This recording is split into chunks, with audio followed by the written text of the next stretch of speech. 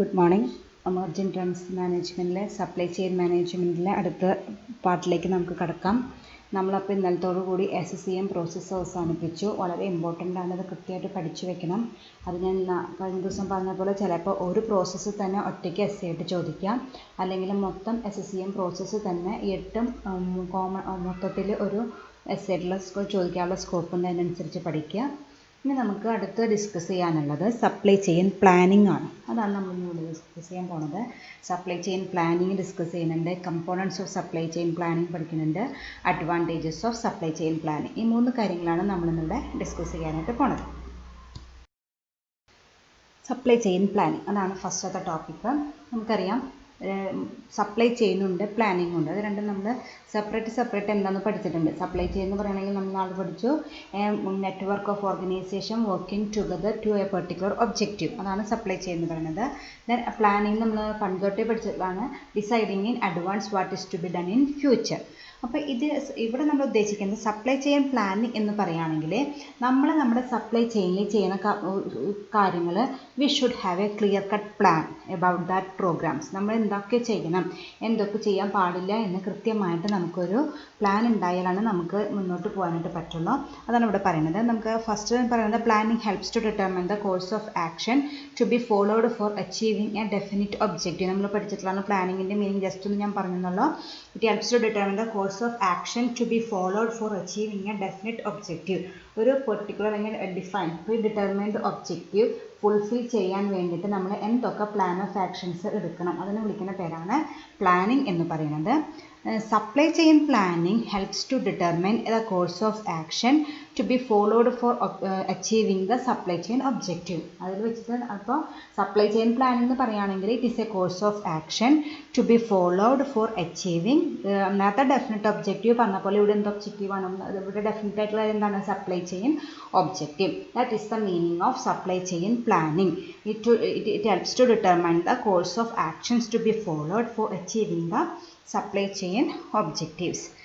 Then നമുക്കറിയാം plan ചെയ്താൽ നമുക്കതൊരു ഗൈഡ് ലൈൻസ് പ്രൊവൈഡ് ചെയ്യും, അല്ലെങ്കിൽ അതൊന്ന് ഗൈഡാണ്. നമ്മൾ എന്തൊക്കെ കാര്യങ്ങൾ ചെയ്യണ്ട എന്ന് കൃത്യമായിട്ട് പറയുന്ന ഒരു ഗൈഡ് പോലെ നമുക്കത് ആക്ട് ചെയ്യുന്നുണ്ട്.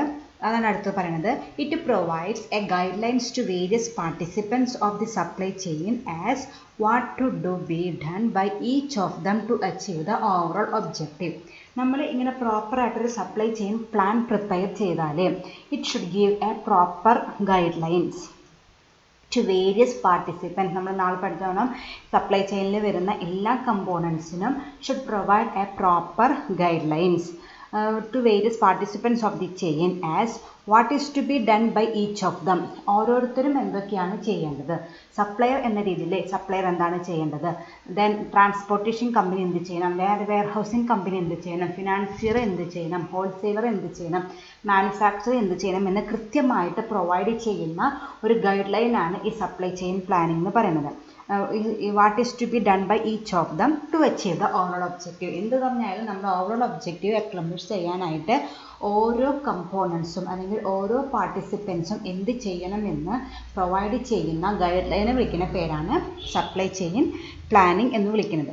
നമ്മൾ പ്രോപ്പറായിട്ട് സപ്ലൈ ചെയിൻ പ്ലാനിങ് നടത്തിയാൽ നമ്മുടെ മെയിൻ ഒബ്ജക്റ്റീവായ satisfying the customers and attaining huge profitability അത് നമുക്ക് അറ്റൈൻ ചെയ്യാനായിട്ട് സാധിക്കും. Accurate supply chain planning ensures effective utilisation of resources. അത് നമുക്ക് ഹെൽപ്പ് ചെയ്യുന്നുണ്ട്. നമ്മൾ പ്രോപ്പറായിട്ട് പ്ലാൻ ചെയ്താൽ നമ്മുടെ കയ്യിൽ റിസോഴ്സസ് നമുക്ക് ഇഫക്റ്റീവായിട്ട് യൂട്ടിലൈസ് ചെയ്യാം. കസ്റ്റമേഴ്സിൻ്റെ ഡിമാൻഡ് ഓൺ ടൈമിൽ മീറ്റ് ചെയ്ത് നമുക്ക് അവരെ സാറ്റിസ്ഫൈ ചെയ്യാൻ പറ്റും. As A result the profitability of the company increases. ഇതൊക്കെയാണ് സപ്ലൈ ചെയിനിൽ മെയിനായിട്ടും വരുന്നത്. സിമ്പിളായിട്ട് പറയുകയാണെങ്കിൽ it is A guide line or it is A instruction or course of actions that determined to be followed by the each participants for achieving the overall objective. That is the meaning of supply chain planning. Okay. Next we are going to discuss about the components of supply chain planning.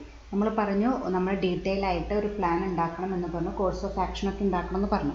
അപ്പോൾ അതിന് നമ്മൾ എന്തെല്ലാമാണ് components, എന്തൊക്കെ plan ചെയ്താലാണ് നമുക്ക് supply chain plan complete ആക്കാനായിട്ട് പറ്റുക, അതാണ് നമ്മൾ ഡിസ്കസ് ചെയ്യാൻ പോകുന്നത്.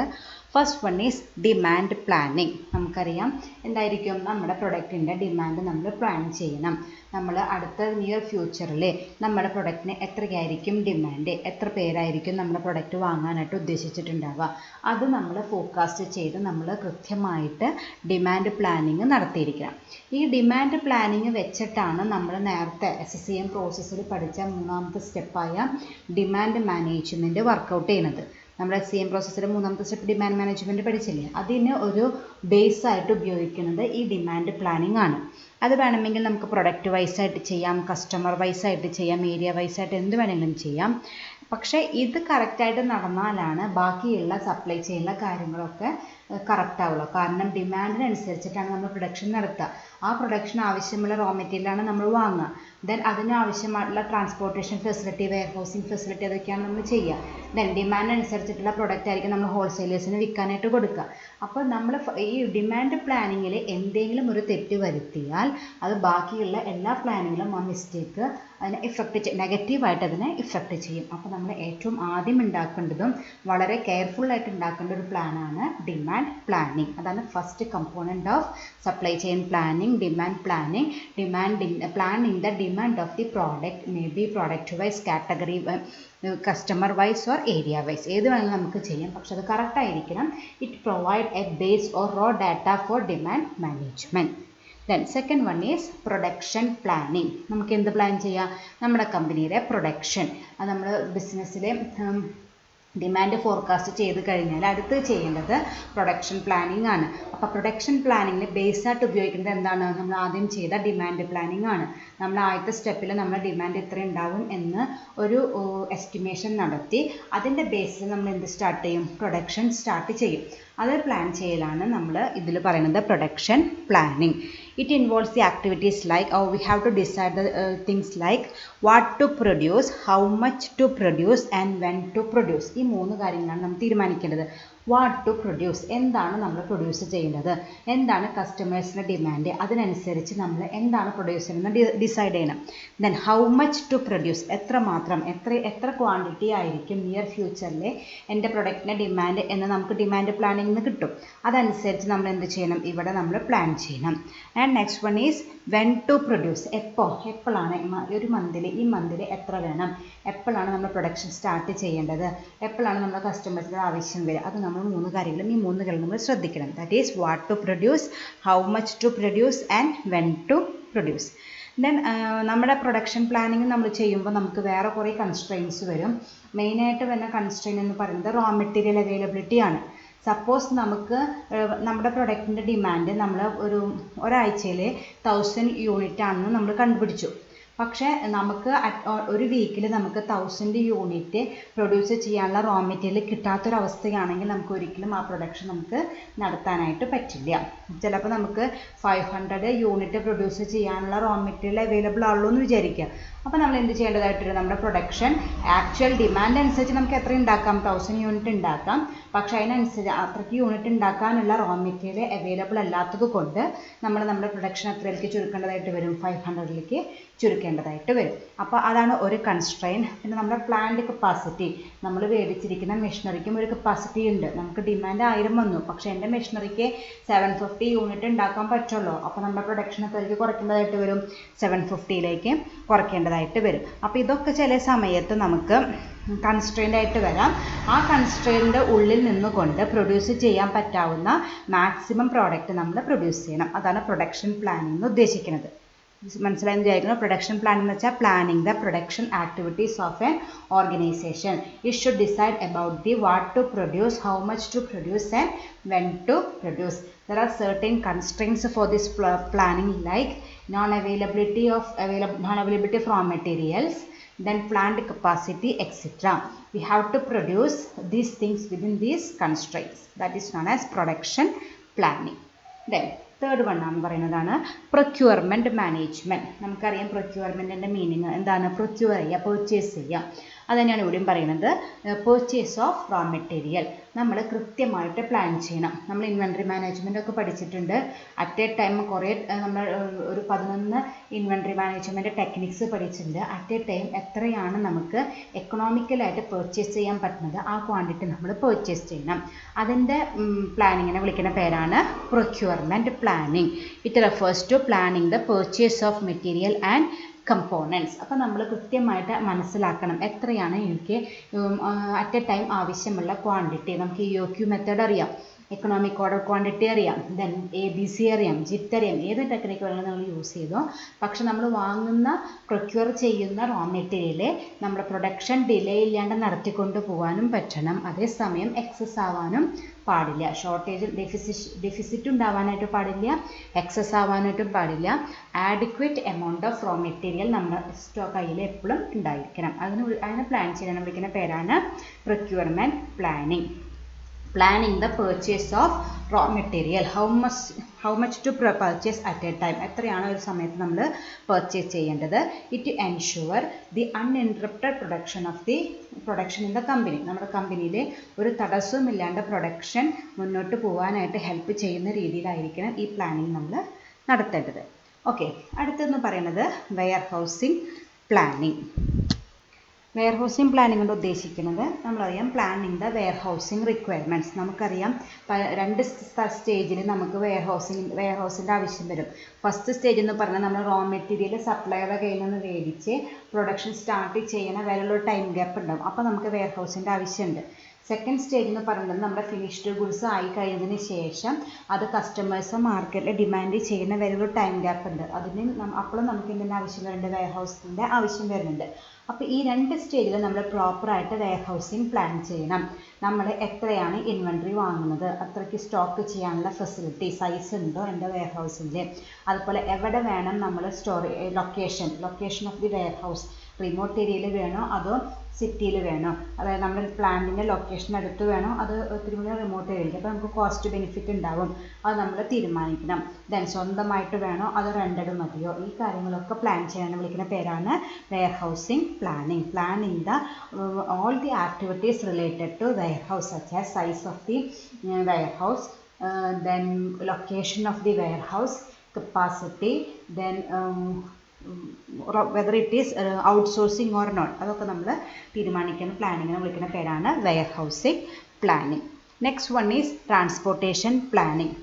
നമുക്കറിയണം ഏതാണ്ട് വെയർ ഹൗസിംഗ് പോലെ തന്നെ നമ്മൾ വേറെ ട്രാൻസ്പോർട്ടേഷൻ, നമുക്ക് റോ മെറ്റീരിയൽ സപ്ലൈകളുടെ കയ്യിൽ നിന്ന് വാങ്ങേണ്ടി വരും. ചില സപ്ലൈയേഴ്സ് നമ്മുടെ ഗോഡൗണിൽ എത്തിക്കും, അല്ലാത്ത അവസ്ഥയാണെങ്കിൽ നമ്മൾ സപ്ലൈയുടെ അടുത്ത് പോയിട്ട് അത് പർച്ചേസ് ചെയ്യേണ്ടതായിട്ട് വരും. അതുപോലെ നമ്മുടെ ഫിനിഷ്ഡ് ഗുഡ്സ് നമുക്ക് മാർക്കറ്റിലേക്ക് എത്തിക്കണം വേണം. അപ്പോഴും നമുക്ക് ട്രാൻസ്പോർട്ടേഷൻ ഫെസിലിറ്റി വേണം. അതിൽ നമ്മൾ നേരത്തെ പറഞ്ഞോണം സ്വന്തമായിട്ട് വേണോ അത് റെൻറ്റഡ് വേണോ നമ്മൾ തീരുമാനിക്കണം. ദെൻ വിച്ച് മോഡ് നമ്മൾ പ്രൊഡക്റ്റ് സെലക്ട് ചെയ്യണം, എയർ വേണോ റെയിൽ വേണോ റോഡ് വേണോ. ഒന്ന് എക്സ്പെൻസീവാണ്, എയർ എക്സ്പെൻസീവാണ്, പക്ഷേ റെസ്പോൺസ് വളരെ കൂടുതലാണ്, നമ്മൾ മുമ്പ് പഠിച്ചിട്ടുണ്ട്. പക്ഷേ റെയിൽ വളരെ ചീപ്പാണ്, പക്ഷേ ഇറ്റ് വിൽ ടേക്ക് ടൈം. അപ്പോൾ അതിനെക്കുറിച്ച് നമ്മൾ പ്ലാൻ ചെയ്യണം. അതാണ് ഇവിടെ ട്രാൻസ്പോർട്ടേഷൻ പ്ലാനിങ് എന്ന് ഉദ്ദേശിക്കുന്നത്. ഇവിടെ 3 ടൈപ്പ് ഓഫ് ട്രാൻസ്പോർട്ടേഷൻ ഉണ്ട്. Inward transport, outward transport and internal transport. മുമ്പ് പറഞ്ഞിട്ടുള്ളതാണ് എൻ്റെ ഓർമ്മ. ഇൻവേർഡ് ട്രാൻസ്പോർട്ട് എന്ന് പറയുമ്പോൾ ഞാൻ നേരത്തെ പറഞ്ഞോണം റോ മെറ്റീരിയൽ നമ്മുടെ സപ്ലയറുടെ കയ്യിൽ നിന്ന് കമ്പനിയുടെ ലൊക്കേഷനിലേക്ക് എത്തിക്കുക, അതിന് വിളിക്കുന്ന പേരാണ് ഇൻവേർഡ് ട്രാൻസ്പോർട്ട്. അപ്പോൾ ഔട്ട്വേർഡ് എന്തായിരിക്കും, ഫിനിഷ്ഡ് ഗുഡ്സ് കമ്പനിയിൽ നിന്ന് മാർക്കറ്റിലേക്ക് എത്തിക്കുക, അതാണ് ഔട്ട്വേർഡ് എന്ന് പറയുന്നത്. ദെൻ ഇൻറ്റേർണൽ ട്രാൻസ്പോർട്ട്, നമ്മുടെ കമ്പനിയുടെ ഉള്ളിൽ തന്നെ നമുക്ക് റോ മെറ്റീരിയൽ ഒരു സ്ഥലത്ത് നിന്ന് വേറൊരു സ്ഥലത്തേക്ക് കൊണ്ടുപോകാൻ ലേബേഴ്സിന് പറ്റില്ല, ഭയങ്കര കനമുള്ളതൊക്കെ ചെയ്യുന്നത് ബുദ്ധിമുട്ടാവും. അപ്പോൾ നമ്മൾ അതിനെന്ത് ചെയ്യും, അതിന് വേണ്ടിയിട്ടുള്ള ട്രാൻസ്പോർട്ടിങ് ചെറിയ വലിയ ട്രാൻസ്പോർട്ടിങ് വെഹിക്കിളൊക്കെ നമ്മൾ യൂസ് ചെയ്യും. അപ്പോൾ അതിന് വിളിക്കുന്ന പേരാണ് ഇൻറ്റേർണൽ ട്രാൻസ്പോർട്ട്. അപ്പോൾ ഇതിൽ ചില ഒട്ടുമിക്ക കമ്പനികൾക്കും ഫസ്റ്റും സെക്കൻഡും മതിയാവും, അതായത് ഇൻവേർഡും ഔട്ട്വേർഡും മതിയാവും. വളരെ ബിഗ് ഓർഗനൈസേഷൻസിനാണ് ഏത് വേണ്ടി വരിക, ഇൻറ്റേർണൽ ട്രാൻസ്പോർട്ട് വേണ്ടി വരിക. ചില കമ്പനികൾക്ക് ഔട്ട്വേർഡ് മാത്രം മതിയാവും. ഇൻവേർഡ് ഞാൻ നേരത്തെ പറഞ്ഞോണം സപ്ലയേഴ്സ് ചിലപ്പോൾ റോ മെറ്റീരിയൽ നമ്മുടെ ഗോഡൗണിൽ എത്തിക്കും. അപ്പോൾ ഇക്കാര്യങ്ങളൊക്കെ പ്ലാൻ ചെയ്യുന്ന വിളിക്കുന്ന പേരാണ് transportation planning. The next one is promotion planning. Promotion planning എന്ന് വെച്ചാൽ planning the promotional activities to be undertaken by a company. നമുക്കറിയാം, നമ്മളൊരു ബിസിനസ് സ്റ്റാർട്ട് ചെയ്താൽ പ്രൊഡക്ഷൻ നടത്തി കഴിഞ്ഞാൽ നമ്മൾ എന്തായാലും എന്ത് കൊടുക്കേണ്ടതായിട്ട് വരും? പ്രൊമോഷൻ ആക്ടിവിറ്റീസ് അണ്ടർടേക്കൺ ചെയ്യേണ്ടതായിട്ട് വരും. നമ്മൾ പബ്ലിക്കിനെ അറിയിക്കണം. ഇന്നൊക്കെ നമ്മുടെ ഡീറ്റെയിൽസ്, നമ്മുടെ പ്രൊഡക്റ്റ് ഡീറ്റെയിൽസിനെ കുറിച്ച് നമ്മൾ പബ്ലിക്കിനെ അറിയിക്കണം. അതിന് വിളിക്കുന്ന പേരാണ് പ്രൊമോഷണൽ പ്ലാനിങ്. അതിൽ ഏത് പ്രൊമോഷൻ ടൂളാണ് നമ്മൾ യൂസ് ചെയ്യേണ്ടത്? അഡ്വർടൈസ്മെൻ്റ് ആണോ? ദെൻ സെയിൽസ് പ്രൊമോഷൻ ആണോ? വേറെ ഏതെങ്കിലും വെപ്പൺ ഉപയോഗിക്കണം? അത് പ്ലാൻ ചെയ്യുന്ന വിളിക്കുന്ന പേരാണ് പ്രൊമോഷൻ പ്ലാനിങ്. നമ്മൾ പ്രോപ്പറായിട്ട് പ്രൊമോഷൻ പ്ലാനിങ് നടത്തിയാൽ നമ്മുടെ പ്രൊമോഷൻ കൊണ്ട് ഇഫക്റ്റീവ്നെസ് ഉണ്ടാവുള്ളൂ. ഇഫക്റ്റീവ്നെസ് എന്താ ഉദ്ദേശിക്കുന്നത്? സെയിൽസ് കൂട്ടുക, പ്രോഫിറ്റബിലിറ്റി കൂട്ടുക. നമ്മൾ സെലക്ട് ചെയ്യുന്ന പ്രൊമോഷൻ ടൂള് ഇഫക്റ്റീവ് അല്ലെങ്കിൽ നമ്മൾ പ്രൊമോഷന് വേണ്ടി ചിലവഴിച്ച ക്യാഷ് മുഴുവൻ വേസ്റ്റ് ആവും. അപ്പോൾ അവിടെ നമ്മൾ കൃത്യമായിട്ട് പ്രോപ്പറായിട്ട് പ്ലാനിങ് ഉണ്ടായിരിക്കണം പ്രൊമോഷനെ കുറിച്ചിട്ട്. ഓക്കെ, ഇങ്ങനെ 6 കമ്പോണൻസ് ആണ് സപ്ലൈ ചെയിൻ പ്ലാനിങ്ങിലുള്ളത്. First one demand planning, planning the demand of the product. Second one, production planning, that is the planning the production activity of the organization. Then procurement planning, planning the purchase of raw material. Then warehousing planning, planning the activities related to warehousing. Then transportation planning, planning the activities related to warehousing facility. And last one is promotion planning, planning the promotional activities to be undertaken by the company to promote sales. Okay. ഇതാണ് components of supply chain plan. Next we are going to discuss about the advantages of supply chain planning. നമ്മളിങ്ങനെ supply chain planning നടത്തുന്നതുകൊണ്ടുള്ള നമുക്കുള്ള benefits എന്തൊക്കെയാണ്? First one പറയുന്നത് helps the participants to achieve the overall objective. ഞാൻ നേരത്തെ പറഞ്ഞു supply chain planning എന്താണ് നടത്തുന്നത്? It give the guidelines to the participants about the what they will do or what to do in the supply chain to accomplish the overall objective. അത് തന്നെയാണ് ഒന്നാമത്തെ advantage ആയിട്ട് പറയുന്നത്. It helps the participants to achieve the overall objectives. Then next one is it provide clear guidelines to each members. അത് നമ്മൾ മീനിങ്ങിൽ പഠിച്ചതാണ്. നമ്മുടെ ഓരോ പാർട്ടിസിപ്പൻസിനും എന്ത് ചെയ്യണം എന്ന് കൃത്യമായിട്ട് ഇൻസ്ട്രക്ഷൻസ് അല്ലെങ്കിൽ ഗൈഡ് ലൈൻസ് ഇത് പ്രൊവൈഡ് ചെയ്യുന്നുണ്ട്. അപ്പോൾ ഓരോ എലമെൻസിനും അല്ലെങ്കിൽ ഓരോ പാർട്ടിസിപ്പൻസിനും അറിയാം നമ്മൾ എന്ത് ചെയ്യണം, എന്ത് ചെയ്യേണ്ട എന്ന്, ചെയ്യേണ്ട കാര്യങ്ങൾ പ്രോംപ്റ്റായിട്ട് ചെയ്തുകൊണ്ടിരിക്കും. അപ്പോൾ ഇത് provide clear guidelines to each members. Then helps to achieve the coordination among the different function. അതായത് ഒരു കോർഡിനേഷൻ ഉണ്ടാവും. സപ്പോസ് നമുക്ക് സപ്ലയറുടെ അടുത്ത് ഒരു മാനുഫാക്ചറർ ഓർഡർ പ്ലേസ് ചെയ്താലേ ട്രാൻസ്പോർട്ടിംഗ് കമ്പനിക്ക് വർക്ക് വരണുള്ളൂ. അതായത് നമ്മുടെ ഡിമാൻഡ് അനുസരിച്ച് മാനുഫാക്ചറർ സപ്ലയറോട് പറയാണ് ഇന്ന ദിവസം നാളെ ജൂലൈ 23 10 മണിക്ക് ഇത്ര ക്വാണ്ടിറ്റി റോ മെറ്റീരിയൽ എനിക്ക് വേണം എന്ന് ആര് ഓർഡർ കൊടുക്കണം? ആദ്യം മാനുഫാക്ചറർ ഓർഡർ കൊടുക്കണം. എന്നാലേ ട്രാൻസ്പോർട്ടിംഗ് കമ്പനിക്ക് ഡ്യൂട്ടി വരുന്നുള്ളൂ. ഇത് ആദ്യം സപ്ലയർക്ക് ഓർഡർ കൊടുത്ത് സപ്ലയറുടെ കയ്യിൽ നിന്ന് ഒരു കൺഫർമേഷൻ കിട്ടണം. അതായത് ഇത്രയ്ക്ക് സ്റ്റോക്ക് ഒന്ന് വന്നോളൂ എന്ന് പറഞ്ഞാലാണ് എന്ത് ചെയ്യേണ്ടത്? മാനുഫാക്ചർ ആരെ വിളിക്കേണ്ടത്? ട്രാൻസ്പോർട്ടിംഗ് കമ്പനിയെ വിളിക്കേണ്ടത്. ദെൻ അപ്പോൾ എന്ത് ചെയ്യും? ഈ ട്രാൻസ്പോർട്ടിംഗ് കമ്പനി നാളെ 23 ആൾ പോണേക്കാളും മുമ്പ് ആരോട് വിളിച്ചു പറയണം? വെയർ ഹൗസിംഗ് മാനേജറോട് വിളിച്ചു പറയണം നാളെ ഒരു 11 o'clock ആകുമ്പോൾ ഇത്ര ക്വാണ്ടിറ്റി മെറ്റീരിയൽ വരും, അത് പ്രിസർവ് ചെയ്യാനുള്ള ഫെസിലിറ്റികളൊക്കെ അറേഞ്ച് ചെയ്യണമെന്ന് ആരെ വിളിച്ചു പറയണം? നമ്മുടെ വെയർ ഹൗസ് മാനേജറെ വിളിച്ചു പറയണം. അപ്പോൾ ഇങ്ങനെ കൃത്യമായിട്ട് പ്ലാൻ ചെയ്താൽ there is a coordination among different functions of the each participant. അപ്പോൾ ഇങ്ങനെ ഇതൊക്കെ റിലേറ്റഡ് വർക്കാണ്. അപ്പോൾ ഇങ്ങനെ പ്രോപ്പറായിട്ട് പ്ലാനിങ് ഉണ്ടെങ്കിൽ ഇവരുടെ ആക്ടിവിറ്റീസൊക്കെ കോർഡിനേറ്റ് ചെയ്ത് നമുക്ക് നടത്താനായിട്ട് പറ്റും. അതാണ് പറയുന്നത് it helps to achieve coordination among different functions of the each participants. Then next advantage is improve the efficiency of the supply chain. അപ്പോൾ നമ്മൾ കൃത്യമായിട്ടൊരു പ്ലാനിങ് ഉണ്ടെങ്കിൽ നമ്മുടെ സപ്ലൈ ചെയിൻ ഇഫക്റ്റീവായിട്ട് വർക്ക് ചെയ്യാൻ പറ്റും. അപ്പോൾ it helps to improve the efficiency of the supply chain and it helps to improve the profitability also. Then helps to respond quickly to changes in the market. അപ്പം നമുക്ക് മാർക്കറ്റിലുള്ള ചേഞ്ചസൊക്കെ വളരെ പെട്ടെന്ന് find out ചെയ്ത് അതിനനുസരിച്ച് നമുക്ക് റെസ്പോണ്ട് ചെയ്യാമെന്ന് വെച്ചാൽ അതിനനുസരിച്ചിട്ടുള്ള കസ്റ്റമേഴ്സിൻ്റെ ഫീഡ്ബാക്ക് കിട്ടി നമ്മുടെ പ്രൊഡക്റ്റിനെ കുറിച്ചിട്ട്. ദെൻ കസ്റ്റമേഴ്സിൻ്റെ നീഡ്സും പ്രിഫറൻസിനെ കുറിച്ച് നമുക്കൊരു ഐഡിയ കിട്ടി. അതിനനുസരിച്ച് നമുക്ക് പ്രോഡക്റ്റ് ഉണ്ടാക്കിയിട്ട് നമുക്ക് മാർക്കറ്റിലേക്ക് എത്തിക്കാനായിട്ട് പറ്റും. അതാണ് helps to respond quickly to the changes in the market. Then next one is ensure efficient utilization of resources. നമ്മുടെ നേരത്തെ പറഞ്ഞ പോയിന്റ് തന്നെയാണ്. നമ്മൾ നമ്മുടെ കയ്യിലുള്ള റിസോഴ്സസൊക്കെ മാക്സിമം യൂട്ടിലൈസ് ചെയ്ത് മാക്സിമം എക്സ്ട്രാക്ട് ചെയ്തത് യൂട്ടിലൈസ് ചെയ്യാനായിട്ട് നമുക്ക് സപ്ലൈ ചെയിൻ പ്ലാനിങ് ഹെൽപ്പ് ചെയ്യുന്നുണ്ട്. അപ്പോൾ ഇതൊക്കെയാണ് നമ്മുടെ അഡ്വാൻറ്റേജസ് ഓഫ് സപ്ലൈ ചെയിൻ എന്ന് പറയുന്നത്. സിമ്പിളായിട്ട് മെയിൻ അഡ്വാൻറ്റേജ് എന്ന് പറയുന്നത് തന്നെയാണ് it provide proper guidelines to each participants about what they want to do to achieve the overall objectives of the supply chain. നമ്മുടെ സപ്ലൈ ചെയിൻ്റെ ഒബ്ജക്റ്റീവ് സാറ്റിസ്ഫൈ ചെയ്യാൻ വേണ്ടി ഓരോ പാർട്ടിസിപ്പൻസും എന്ത് ചെയ്യണമെന്ന് കൃത്യമായിട്ട് ഗൈഡ് ലൈൻസ് പ്രൊവൈഡ് ചെയ്യുന്ന ഒരു കൺസെപ്റ്റാണ് ഈ സപ്ലൈ ചെയിൻ പ്ലാനിങ് എന്ന് പറയുന്നത്. Okay, thank you.